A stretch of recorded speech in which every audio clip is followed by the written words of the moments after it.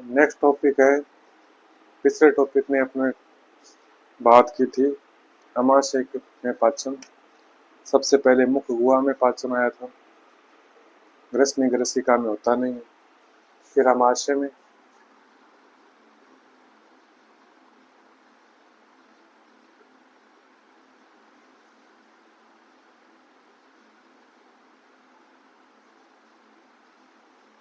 ये दो कंप्लीट हो गए थे।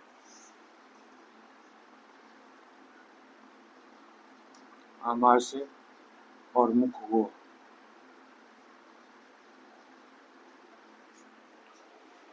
मुख गुहा में केवल कार्बोहाइड्रेट स्टार्च का पाचन होता है, प्रोटीन का नहीं होता है। और अमाशय में कार्बोहाइड्रेट का पाचन नहीं होता है। अब इतना हो गया। अब आती है छोटी आंत, यहाँ से शुरू होती है छोटी आंत। ये पाचन पूरा है, वो पूरा इसी पर टिका हुआ है। यहाँ पूर्ण पाचन हो जाता है। जो बच गए और जो रह गए जितने भी है, हर मैटर का, वसा हो, प्रोटीन हो, लिपिड हो, कुछ भी हो, कार्बोहाइड्रेट हो, छोटी आंत में भोजन का पूर्ण पाचन हो जाता है। छोटी आंत यहाँ से शुरू होती है और फिर ऐसे वलय बनाते हुए मान लो यहाँ तक है, ठीक है।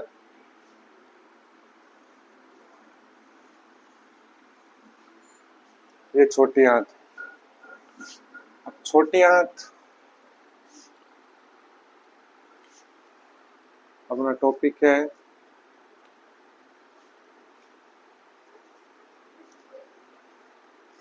छोटी आंत। आज छोटी आंत में पाचन नहीं चलेगा, तो इसमें पाचन देखो।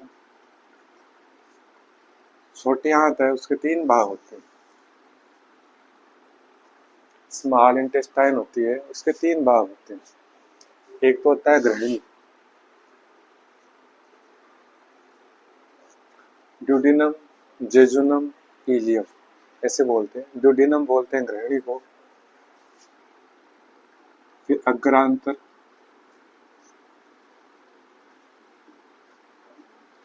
और शेषांतर, या शुद्धांतर और शेषांतर। ड्यूडिनम या मध्यांतर भी बोलते हैं इसको। ये जेजुनम है, ये ड्यूडिनम ग्रहणी है, और शेषांतर। डायग्राम में देखो, ये पोर्शन है ना, ये ड्यूडिनम ग्रहणी, क्योंकि अमाशय से भोजन किस में आ गया, इसमें। ये अम्लीय प्रकृति का है और ये हल्का क्षारीय प्रकृति का होता है। यहाँ भोजन का क्या हो जाता है, क्षारीय, जिसकी पीएच 7 से ऊपर हो। यहाँ पर ये ग्रहणी है और ये इसके बाकी के भाग ग्रांतरों, शेषांतर, जेजुनम और हीलियम यहाँ तक। अब भोजन यहाँ आएगा तो यहाँ तीन चीजों से पाचन होता है उसका। एक तो खुद ग्रहणी है, ये ग्रहणी है, मतलब छोटी आंत। छोटी आंत लेके बड़ा पार्ट क्या, छोटी आंत का ही भाग है। छोटी आंत से आंतरीय रस निकलता है, वो भी भोजन को पचाता है। ये भाग, एक तो ये खुद भाग पचा रहा है। एक यहाँ एक पत्ती के आकार की अग्नाशय ग्रंथि आती है, ये है अग्नाशय।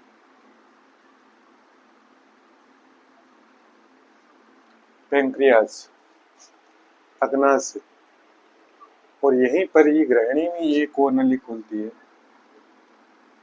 जैसे ये ऐसे ले लेता हूँ,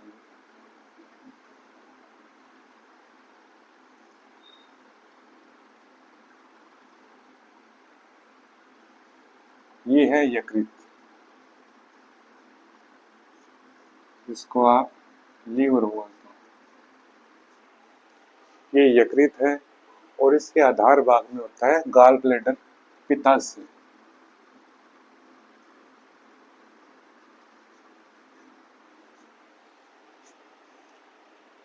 इससे भी पाचक रस बनते हैं, वो भी भोजन पचाते हैं अग्नाशय से।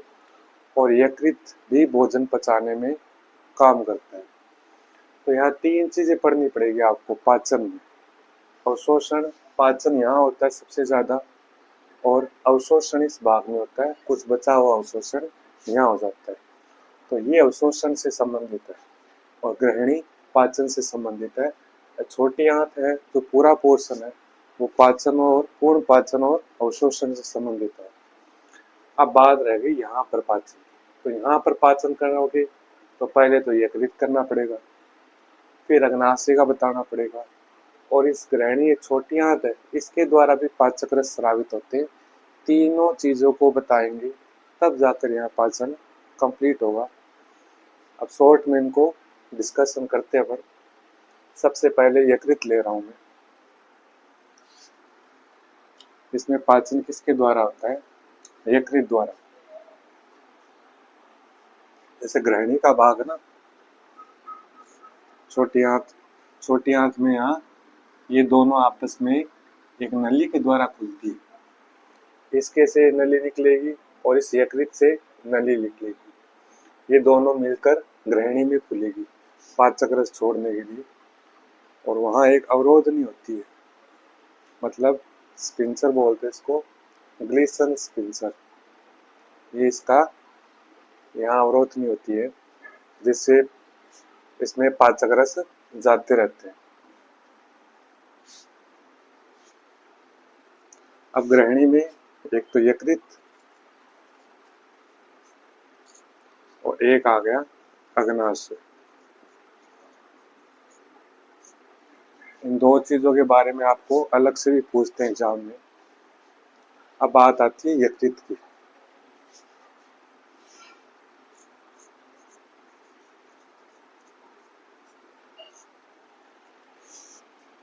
यकृत को मेडिकल भाषा में हेपेटिक बोलते हैं और साइंस में बोलते हैं लीवर। यकृत वसाओं से संबंधित है। वसा का इनबैलेंस हुआ तो यकृत संबंधित रोग होंगे। जैसे अपन डॉक्टर से चेक करवाते हैं तो वो कहता है फैटी लीवर है, आजकल बहुत चल रहा है। फैटी लीवर मतलब फैटी मतलब फेट, फेट मतलब वसा, वसा से जुड़ गया। लीवर का वसा से कनेक्शन होता है पूरा, तो इसका मतलब वसा के पाचन से जुड़ा हुआ है लीवर। तो सबसे पहला इसका हो गया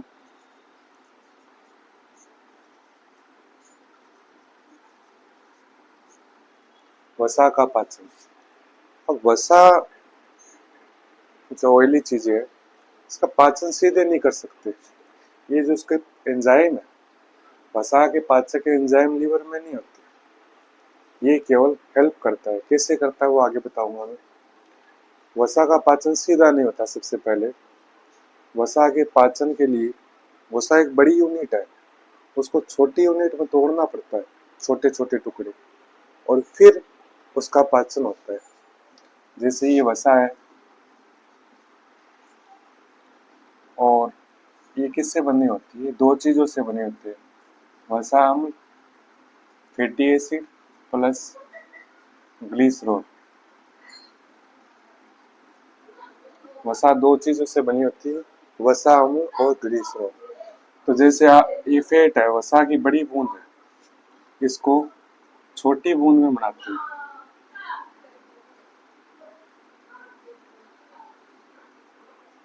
उसके बाद वसा का पाचन होता है और ये दो चीज बनती है, वसा अम्ल और ग्लिसरॉल में टूट जाती है।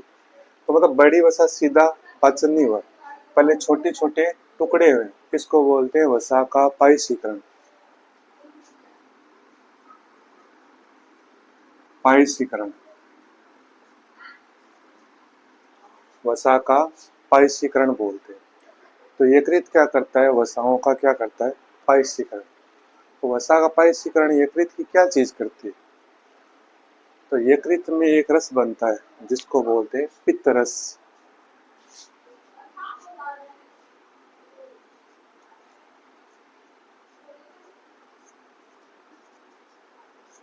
Bile juice.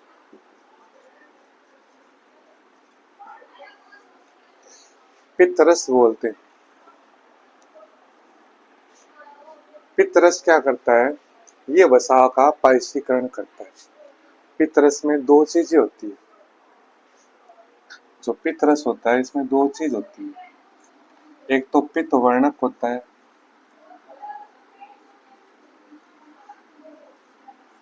बाइल पिगमेंट, और एक होता है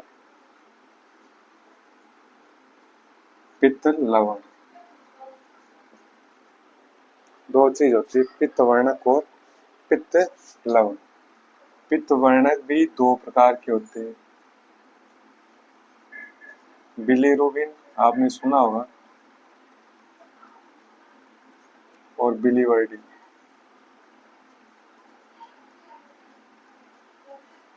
बिलीरुबिन और बिलीवर्डिन ये मूत्र को अवशिष्ट पदार्थ और रंग प्रदान करने का काम करते हैं, पित्त वर्णक होते हैं।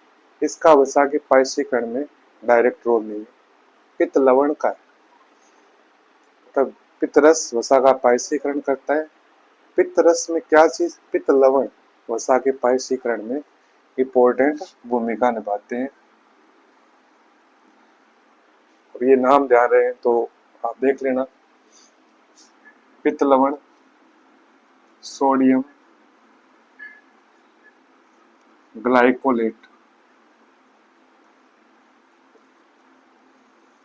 Sodium glycolate, sodium taurocholate, sodium taurocholate और बाइकार्बोनेट।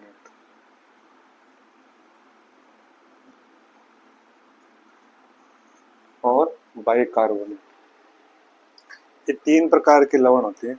लवणों के नाम है सोडियम ग्लाइकोलेट, सोडियम टेरोकोलेट और बाइकार्बोनेट। ये पित्त रस में होते हैं और वसा के पायसीकरण में भूमिका निभाते हैं। पित्त रस बनाता कौन है, यकृत बनाता है। संग्रह कौन करता है, पित्ताशय करता है, गाल ब्लैडर। एक क्वेश्चन आया हुआ है, पित्त रस का संग्रहण कहाँ होता है, ऐसे क्वेश्चन आया हुआ है। और उसमें चार ऑप्शन थे, यकृत था, पित्ताशय था और दो अन्य थे। अब कोई यकृत करके आ गया, कोई पित्ताशय करके आ गया। तो यकृत पित्त बनाता है, संग्रहण कहाँ होता है, पित्ताशय में। पित्ताशय मतलब गाल ब्लैडर। और आपने सुना होगा गाल ब्लैडर के स्टोन भी होते हैं, पथरी होती है, तो इसको निकालना पड़ता है आपको पित्त के स्टोन में। मतलब गाल ब्लैडर का ऑपरेशन कराया इसको ऑपरेशन के थ्रू ही निकालना पड़ता है। अब गाल ब्लैडर निकल गया तो पित्त रस का संग्रहण नहीं होगा, सीधा ही साबित होगा। तो जब गाल ब्लैडर निकाल लेते हैं, मतलब पथरी होने से निकालना पड़ता है इसको, यदि ज्यादा हो जाए तो वो पेशेंट क्या होता है कि उसमें हमेशा फेट, जो ऑयली चीज है वो ज्यादा नहीं खा सकता, फिर उसकी प्रॉब्लम हो जाती है क्योंकि उसका पाचन नहीं हो पाता, क्योंकि ये पित्त से निकाल लिया। तो उसको थोड़ा हेवी फेट से बचकर रहना पड़ता है। तो ये यकृत हो गया। अब ये नलिकाओं द्वारा पित्त रस यहाँ आएगा और यहाँ वसा का पायसीकरण होगा। पायसीकरण होने के बाद जो एंजाइम है, यकृत के नहीं, अग्नाशय और ग्रहणी वाले, छोटी आंत वाले, ये एंजाइम इन वसाओं को तोड़ेंगे, वसाम्ल और ग्लिसरॉल बनाएंगे। इस पित्त रस का तो इतना ही काम है, वसा की बड़ी बूंदों को छोटी बूंद में तोड़ना, मतलब वसा का पायसीकरण करना। ये पाचन से संबंधित यकृत का काम हो गया। एक दो नाम और आते हैं जो यकृत से जुड़े हैं, वो भी ध्यान रखना।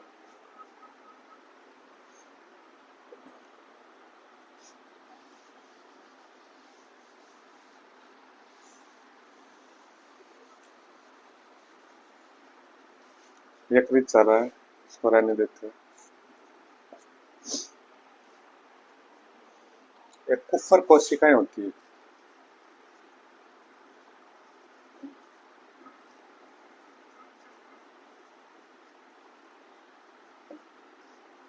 कुफर कोशिकाएं भी किससे है, यकृत से जुड़ी हुई, ध्यान रखना। ये क्या करती है, सूक्ष्म जीवों को मारती है। कहाँ होती है, सूक्ष्म जीवों को मारती है, मतलब डेथ करती है। कुफर कोशिकाओं का काम हो गया। बहुत बार पूछते हैं कुफर कोशिका कहाँ पाई जाती है, यकृत नाम दे देंगे, वृक्क दे देंगे, चार नाम दे देंगे। तो आप ध्यान रखना, कुफर कोशिका कहाँ होती है, यकृत में पाई जाती है। और यकृत शरीर की सबसे बड़ी पाचक ग्रंथि है।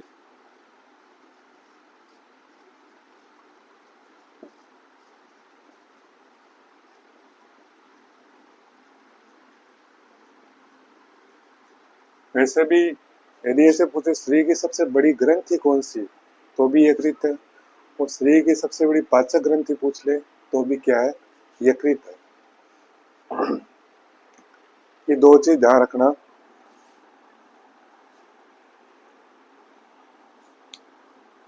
एक और काम होता है इसका, यूरिया का संश्लेषण।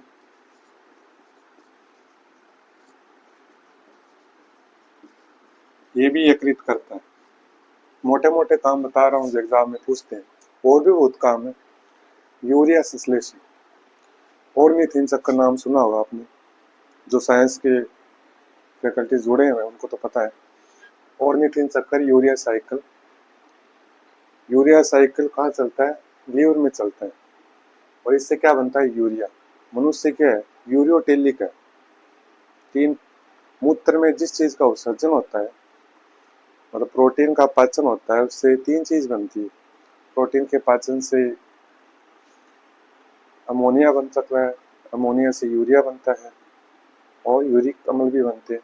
तो तीन प्रकार के प्राणी होते हैं, उत्सर्जन में टॉपिक में आ जाएगा, मोनोटेलिक, यूरियोटेलिक और यूरिकोटेलिक। मोनोटेलिक जो अमोनिया का उत्सर्जन करते हैं, जो जल में रहते हैं, अधिकांशतः जलीय प्राणी है ना, वो सब क्या है, अमोनोटेलिक है। फिर आता है यूरियोटेलिक, जो यूरिया का उत्सर्जन करते हैं, उसमें मनुष्य आता है, एक आधे जीव जंतु और आते हैं। तीसरा है यूरिक अम्ल। यूरिक अम्ल का उत्सर्जन करने वाले यूरिकोटेलिक बोलते हैं उसको। और यूरिक अम्ल का उत्सर्जन करने वाले कौन होते हैं, जो पक्षी होते हैं, जैसे इंसेक्ट हो गए, कीट हो गए जितने भी, ये यूरिकोटेलिक है। तो मनुष्य क्या है, यूरियोटेलिक, यूरिया का उत्सर्जन करता है। तो यूरिया बननी तो चाहिए, यूरिया कहाँ बनेगी, यकृत में। तो यूरिया का संश्लेषण कहाँ होता है, यकृत में होता है। और एक चीज और बता देता हूँ, भ्रूणीय अवस्था में जब बच्चा गर्भावस्था में होता है तो रुधिर का उत्पादन भी होता है।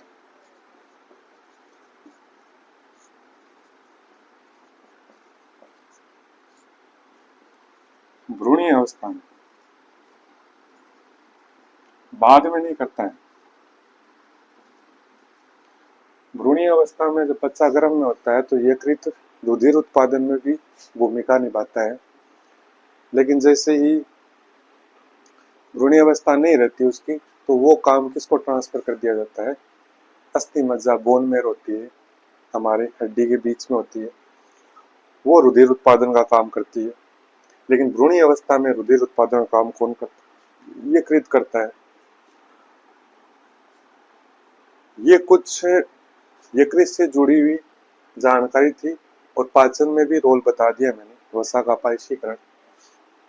अब आते हैं अग्नाशय। दूसरी क्या, छोटे आंत में तीन चीजें आ रही थी, यकृत, इसका पूरा हो गया। अब बात आती है अग्नाशय की, और फिर आएगी छोटी आंत जो पाचक रस स्रावित करती है उसकी। तो अग्नाशय आता है दूसरा टॉपिक।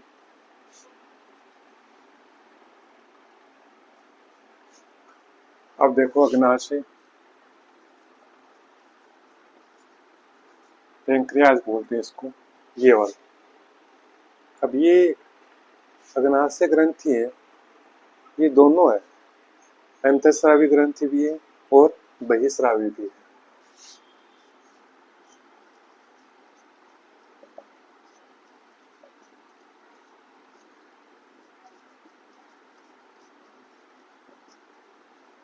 बहिस्रावी मतलब जो रुधिर, वो सॉरी, जो पाचक एंजाइम स्रावित करती है।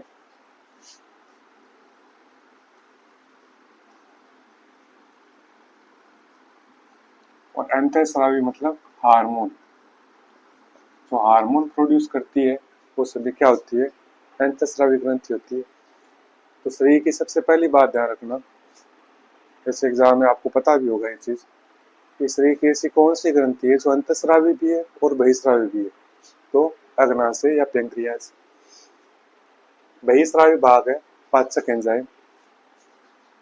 पहले इसका बता देते हैं, अंतःस्रावी का भी बता देंगे साथ में। पहले पाचन चल रहा है तो पाचक का ही बता देते हैं। तो बहिस्रावी भाग को एशिनाई बोलते हैं, ध्यान रखना, एशिनाई। और अंतःस्रावी भाग को बोलते हैं लैंगरहंस। लैंगरहंस के द्वीप, इसके अंदर दो भाग होते हैं। अंतःस्रावी भाग होता है वो लैंगरहंस के द्वीप होते हैं, और बहिःस्रावी भाग को क्या बोलते हैं, एसिनाई, जिसके द्वारा पाचक रस का श्रवण किया जाता है। इसमें 3-4 पाचक एंजाइम में ध्यान रखना आप इसमें। एक तो काइमोट्रिप्सिन है,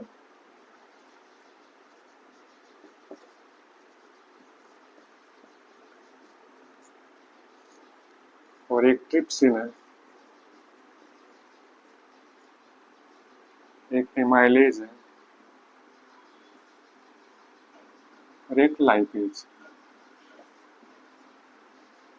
लाइपेज देखो वहां भी आया था, मैंने कहा हर जगह आएगा। वो गैस्ट्रिक लाइपेज था जो अमाशय में था।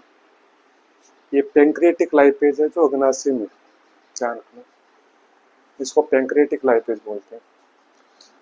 ये देखो 4 प्रकार के, ऊपर ऊपर से याद रखना। ये काइमोट्रिप्सिन, ट्रिप्सिन है, ये तो प्रोटीन को पचाने वाले एंजाइम है।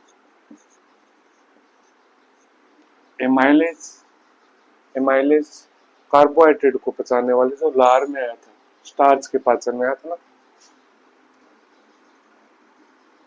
कार्बोहाइड्रेट, ये कार्बोहाइड्रेट को पचाने वाला है। और लाइपेज, लाइपेज से लिपिड, लिपिड मतलब वसा के पाचन में, ये वसा के पाचन से जुड़ा हुआ। ये 4 एंजाइम याद रखना जो कि अग्नाशय रस में होते हैं, पाचक एंजाइम इसमें मिलेंगे, और भोजन में कार्बोहाइड्रेट, प्रोटीन, वसा है उसको पचा देंगे। अब इसका अंतःस्रावी भाग भी आपको पूछते हैं, इसका भी याद रखना, यहाँ बता रहा हूं। अंतःस्रावी भाग, इसको बोलते हैं लैंगरहंस के द्वीप। इससे हार्मोन प्रोड्यूस होते हैं। इसमें 3 टाइप की कोशिका होती है, अल्फा, बीटा, कहीं दागों में डेल्टा आता है, कहीं गामा आता है। ये 3 टाइप की कोशिका है। अल्फा से जो हार्मोन स्रावित होता है वो होता है ग्लूकागोन। बीटा कोशिकाओं से स्रावित हार्मोन इंसुलिन। इसका एग्जाम में बहुत बार पूछते हैं, जो डायबिटीज रोग हो जाता है, ये इंसुलिन है, बीटा कोशिका है, वो इंसुलिन प्रोड्यूस करना बंद कर देती है। जैसे इंसुलिन हार्मोन की कमी से मधुमेह या डायबिटीज रोग हो जाता है। और जो डेल्टा या गामा कोशिका है वो सोमेटोस्टेनिन, सोमेटोस्टेनिन,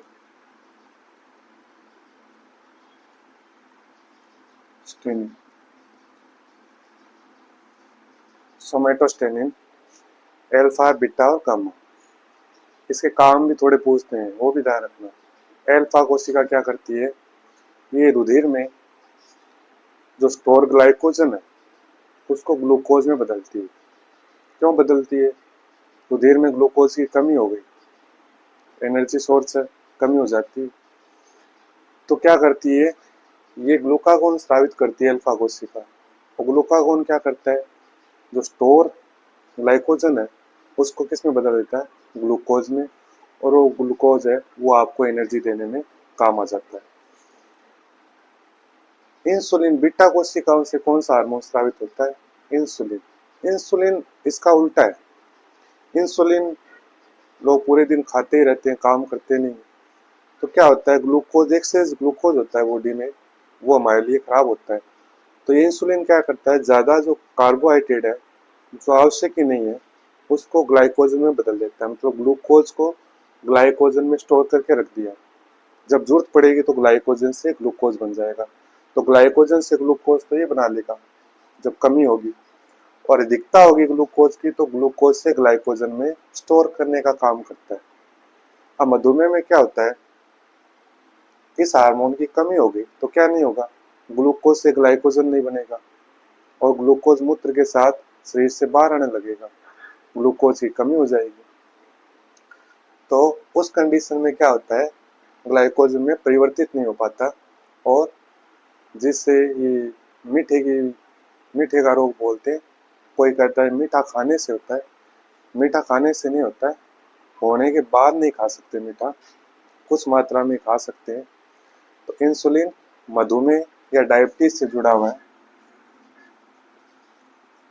आपसे इतना ही पूछेंगे, इंसुलिन हार्मोन की कमी से कौन सा रोग हो जाता है, मधुमेह या डायबिटीज?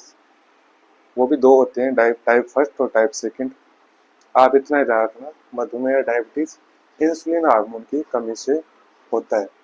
ये भी पूछ लेते हैं, इंसुलिन हार्मोन अग्नाशय की कौन सी कोशिकाओं से स्रावित होता है? बीटा कोशिकाओं से, इससे ज्यादा पूछते हैं। ग्लूकागोन और सोमेटोस्टेरिन भी रफली याद रखना आप, हल्का फुल्का।